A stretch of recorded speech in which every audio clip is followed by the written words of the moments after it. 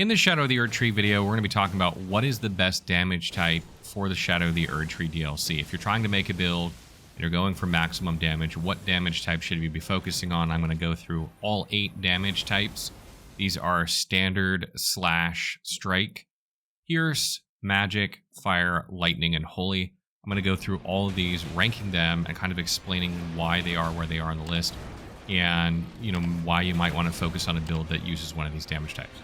So the general premise for this video was going through the physical and elemental resistances of bosses in the DLC area and seeing how effective each damage type was against them. I didn't get into general enemies or elite enemies simply because I don't know if we have all of their weaknesses and resistances on the wiki at this time. I don't know if those are all completely known. And generally speaking, those are not the hardest parts of the game. You tend to get stuck in boss fights, and more specifically certain boss fights. So I've skewed the weight of some of the resistances a little bit more in the direction of harder boss fights than some of the easier ones. For instance, if you're fighting demi-human Swordmaster Anze, who can take you like 3 hits to kill with some builds, worrying about what damage type you have for that boss fight is not that useful. Whereas, if you're fighting Promised Consort Radahn, wondering what he's weak to or knowing what he's weak to can really help you in that boss fight. One that people struggle on, arguably one of the hardest boss fights in Elden Ring or From Software history. So coming in at number 5 on my list is magic damage. This can be misleading because when you look through the bosses of the DLC, you'll notice that only the Falling Star Beast has magic as tied for the best damage type for that boss, and it's really tied with 3 others, so it's not even like that great compared to some other bosses where one damage type really shines. And most of the resistances to magic are higher. You're going to find that magic falls in is one of the weaker damage types across all the bosses in the DLC. And the reason this is a little bit misleading, in my opinion, is because there are so many magic damaging spells that you have a higher variety of magic damaging spells than just about any other damage type in the game, if you're talking about spells. So, and you can also infuse weapons with magic damage, with cold infusions and magic infusions. So there's a lot of ways to get magic damage. They also have many ways to buff their damage with Magic Shrouding Crack Tier, with the Magic Scorpion Charm, with Terra Magica. There are so many ways you can buff magic damage that even though they fall a bit behind, you're just looking at the resistances of bosses. They do have a lot of flexibility in the spells that they can cast and the ways they can buff them. They do take a little bit more managing, like, being able to use Terra Magica is not practical in a lot of fights. So that might be outpaced in the DLC by other damage types. So that's why I have that at last place. By no means does that mean you cannot play a magic build and be effective in the DLC. It simply means that if you're looking at the resistances of bosses, particularly the harder bosses, magic is not one of the best damage types. But the 2 main bosses that magic damage is actually a decent damage type against, or is an okay damage type to use, are Mesmer and Radahn. Those are 2 of the harder boss fights in the game. So that's a really good damage type against those. That being said, there are a slew of other damage types that do the same amount of damage as magic, so it's not like magic's all by itself hanging out there. You can get that same effect from other damage types, otherwise this would be higher on the list. So coming in at number 4 on my list is actually both fire and lightning. I think these 2 are pretty much tied for number 4 on my list because it's really hard to separate them from each other. They're very close in terms of their effectiveness. One might outperform the other, but it's not by much. And they both fare well in a lot of boss fights and difficult boss fights. And it really comes down to which boss you're fighting which is going to be more effective. So just to kind of dissect this a little bit more and give you some examples of bosses, we'll start with fire first. Divine Beast Dancing Lion, fire damage is tied for first in terms of best damage type for that boss. So that's a good one. A lot of people struggle with that boss, particularly the lightning phase. Golden Hippo is weak to fire. This is one of the best 2 damage types for that boss. It's just one that people can struggle with sometimes. It's not one of the hardest bosses in my opinion, but people can struggle there. So fire is a good damage type there. Fire is good against Erdtree Avatar. This can be a nasty boss for a lot of people, and it's the best damage type against that boss. So if you're having trouble with Erdtree Avatar, fire is good. Commander Gaius, fire is one of the best damage types. It's tied for second. So if you're having trouble with that boss, and then if you get to Promised Consort Radahn, at least in the second phase, fire is tied for the second best damage type, and it's kind of misleading because there's basically at that point there are 6 damage types that are tied for second, so it's not super relevant on that boss fight. but it's not, you know, as bad as holy damage in the second phase of that boss fight. And fire is also a good damage type against Putrescent Knight if you're struggling with that boss fight. So then moving on to Lightning. Lightning is really good against Rolana Twin Moon Knight. It's tied for first in terms of damage types against her. So if you struggle with that boss fight, it can be really good in that boss fight as well. It's also a decent damage type against Mesmer and Base Serpent Mesmer. This is only really relevant when you're comparing it against fire because there are 5 damage types that come in the same bracket in terms of resistances against Mesmer. Fire just lags behind in that one. And then again with Putrescent Knight, Lightning does the same damage as fire. Those are tied, so those are interchangeable on that one. Same with Commander Gaius. Fire and Lightning are both tied for the second best damage type against that boss.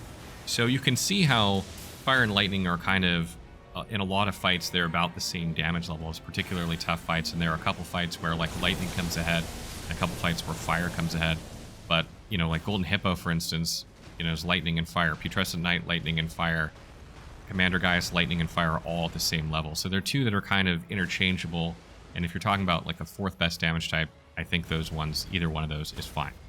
So then coming at number 3 in my list, I have 2 more that are tied for number 3. I have Slash and Strike here. And this is another 2 damage types that are really hard to separate because you'll find them a lot in the second best damage type category for a lot of boss fights. Because their damage types are often, or the resistances for this damage type are often the same, it makes it so that, generally speaking, they're about the same effectiveness and they're just more or less effective on certain boss fights, which I'll get into now. So we'll start with Slash first. Divine Beast, Dancing Lion, Slash is second best damage type there behind Fire and Pierce. So if you're having trouble with that fight, you can, you know, use Slash. That's a good damage type there. Slash is also the second best damage type against Golden Hippo if you're struggling with that fight. And it is the best damage type against Mesmer in both of his phases, and is also the best damage type from Meta Mother of Fingers. Those are 2 very difficult boss fights where Slash can come in very, very handy. And then also Ancient Dragon Senesax and Bale the Dread. Slash is tied for second on both of those boss fights. Those are 2 really tough boss fights. So it's a good damage type there. And you may be thinking after seeing that, wow, Slash should be ahead of Strike. But let's go through the bosses on Strike, some of the hard ones, and see where Strike falls. So Strike only lands in the first place category on a couple of boss fights. The most notable one of those is Deathrite Bird. That can be a difficult fight for some people. Certainly not one of the most difficult fights, but it comes in second place a lot. Strike is the second best damage type against Ghost Flame Dragon. This can be an annoying dragon. They typically have lots of health and they're resistant to a lot of different damage types. And there are a lot of them. So Strike being the second best damage type there is really good. Strike is tied for second best damage type against Rolana Twin Moon Knight, so if you struggle with that boss fight, Strike is good. Strike is also tied for second best damage type against Mesmer the Impaler and Base Serpent Mesmer, as well as Meta Mother of Fingers, so even though it's not first, as Slash is in those fights, it's tied for second in those. Strike is tied for second best damage type for Putrescent Knight with Fire and Lightning, so it's good on that boss fight. It's also tied for second on Ancient Dragon Senesax and Bale of the Dread with Slash, so either one of those is good for those boss fights. And it's also tied for second in Skadu Tree Avatar, which can be another boss fight that's difficult for people. So even though Strike isn't as good in certain specific difficult boss fights, I think what you'll find is that when Slash is really good, it's really good. And Strike is just kind of solid all the way through, whereas Slash can be really bad in a lot of boss fights. You'll find it at the very bottom in terms of resistances on a lot of categories as well. So it's like Slash is either going to just absolutely kick butt for a boss fight or probably do terribly, where Strike will tend to fall on the upper side of the middle and just be more consistent. But because those both kind of balance out, it was really hard separating the two. So then we come to number 2 on my list, and this is another one that's tied, if you can believe that, before we get to number 1. And tied at number 2 on my list is both Standard and Holy Damage. And it's a bit of a similar situation here with Standard and Holy Damage. You're not going to find Standard Damage being at the top of the category very often in terms of best damage type for a lot of bosses, but it comes in second, or tied for second, in a lot of boss fights, probably the vast majority of boss fights in the DLC, which is why it's very effective. It comes in more often than either Slash or Strike, which is why it's ranked higher, whereas Holy is kind of like the de facto Slash in this ranking, because it's either going to come in first or it's going to come in last, depending on what boss fight you're fighting most of the time. So taking a look at Holy Damage and some bosses, Ghost Flame Dragon's number 1 weakness is Holy Damage. This is the best damage type against them. There are a lot of them. They can be difficult, so it's really good against that boss type. It's the number 1 damage type against Death Knights. There are 2 of those in the game, and they can be challenging for some people. They're not the hardest boss fight, but it's still good against those bosses. It's also the #1 damage type against Putrescent Knight, so if you're struggling with that boss, it can be good. It's good against Deathrite Bird. It's tied for #1 against that boss, so it's good there. It's also the #1 damage type in the second phase of the Mesmer boss fight, so if you're struggling with that boss, particularly in the second phase, Holy is good there. It's actually really resistant to this damage type at the beginning of that boss fight, though, so it might take you longer to get to phase 2, but phase 2 should go faster, which I think is a fair trait.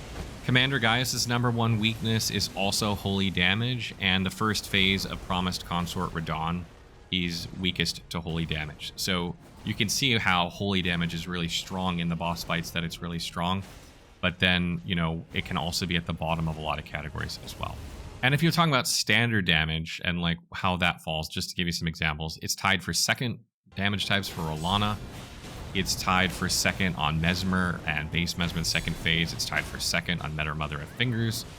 It's tied for second on Deathrite Bird, for Ancient Dragon Senesax, for Bale, for Midra. It's tied for second on Scadutree Avatar. It's, just a solid all-around damage type that's going to get you through a lot of boss fights and not really struggle. So if you haven't figured out by now, the #1 damage type in Shadow of the Erdtree is Pierce damage. And really the reason for that is it's just the best damage type against a lot of really challenging bosses in the game, and it comes in second place or tied for second a lot of the time in these challenging bosses as well. So to give you some examples here, the Divine Beast Dancing Lion's #1 damage type is Pierce tied with Fire, so it's good against that boss. People can struggle with that. It's also tied with Lightning as the best damage type for the Rolana Twin Moon Knight boss fight, so if you struggle with that boss, that's a good damage type. It's the #1 damage type or the best damage type against Ancient Dragon Senesax and Bale the Dread, 2 tough boss fights, and it's also the #1 damage type for the second phase of the Radahn boss fight, and it's the second best damage type for the first phase of the Radahn boss fight. It's also second best damage type for Death Knight tied with Fire, and it's good in the Mesmer the Impaler in the second phase of that boss fight. A lot of other damage types, so it's decent there. It's tied for second on Meta Mother of Fingers, and it's tied for second on Jori Elder Inquisitor. So all in all, I think Pierce damage is just ekes out Standard and Holy as the best damage type in the DLC. I think those 3 damage types, just depending on what boss you're fighting, could be slightly interchangeable, but I think Pierce just edges out Standard and Holy by a little bit. And one thing I want to mention before I wrap up this video is just damage types. The way you're going to get Pierce damage predominantly is from like bows or thrusting swords, heavy thrusting swords, spears, great spears, or any weapon that has a poking attack. That will give you Pierce damage. If you're talking about standard damage, the weapons you're going to be looking to use predominantly are axes, great axes, straight swords, halberds, and twin blades. They predominantly deal standard damage. Weapons that you would predominantly use if you're trying to do slash damage are claws, curved swords, daggers, katanas, and reapers.